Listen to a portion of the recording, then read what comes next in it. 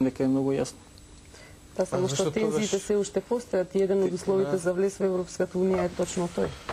Така да не сме многу напред. Да бевме напред, ќе бевме сега вратата на Европската унија, а ние не сме ни во ходникот. Напред ќе бидеме, се согласен, мислам со економскиот развој на државата. Со други елементи, не само економскиот развој. Економскиот развој носи, може премногу технократско размислување, меѓутоа економскиот развој, реков, носи релативизирање на сите тензии понатаму.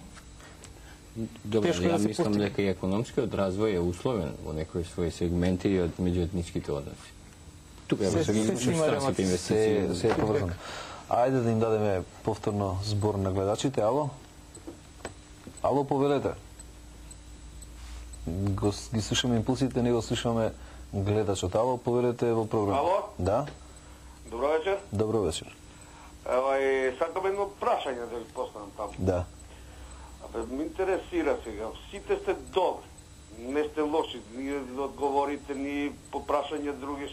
Ме интересира господинот национално албанец, кога би му поставил едно прашање. Кога би живеел он, да речеме, би менил сега да речеме, од Македонија би отишел во Англија или Франција. Кога би се запишал тој на факултет некој таму и би учел, на кој јазик тој би учел таму? Да би одговор. Добро, благодарам. Молим.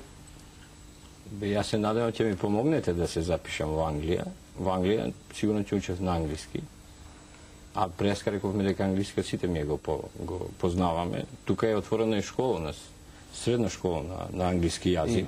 Така да ги компарирате тие работи не е коректно, а ја во Гостивар не сум дојден од никаде, тука сум роден, тука дедо ми е роден, прадедо ми и така натаму. Не може да ги упоредите тие две работи. Да го слушаме наредниот гледач. Ало, добро вечер, повелете. Добро вечер. Да. Се извинувам, цело време ве слушам и наводите некој оправдување дека децата од прво и второ деление не можат да учат на македонски, него да учат на мајчиниот јазик, албански.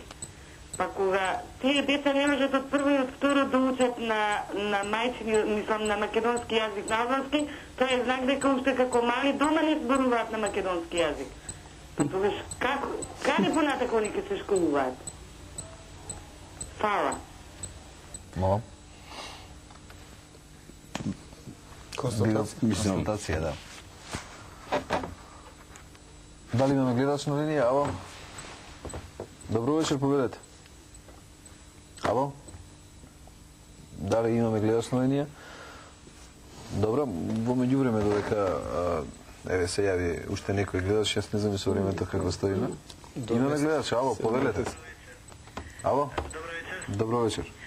Поздрав до гостите. Ме интересира, младата господја спомна дека е тоа политичко решение, квотите. Ја мислам точно дека е тоа и се согласувам.